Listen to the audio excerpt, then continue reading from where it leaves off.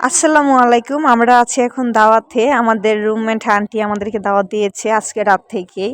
তো এদিকে আমি স্ট্রবেরি নিয়ে আসছিলাম। তো এখন আমি স্ট্রবেরি নিয়ে আছি যে সবাই ভাত খাইতেছে, আমি ওদের কাছে নিয়ে গেলাম। আমি সবাই মিলে খাবো এই জন্যই।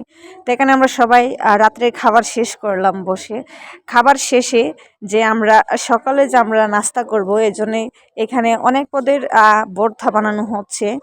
যে অনেকগুলাই ভর্তা ৪-৫ জাতের। তো এখানে যে আমাদের আন্নিস আপু রয়েছে উনি সবকিছু ভাড়তেছে এবং আমি ভিডিও করতেছি।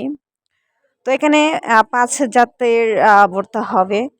উনি একটু বেশি কষ্ট করতেছে, বাকি সবাই ঘুমিয়ে গেছে, অলরেডি ২-৩ জন জেগে আছে।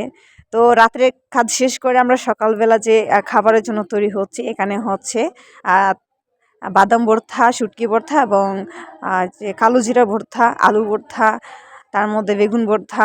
আর এগুলো হচ্ছে যে কি বলে জানি, আমার মনে আসতেছে না। এইগুলো মানে আইটেম করা হচ্ছে।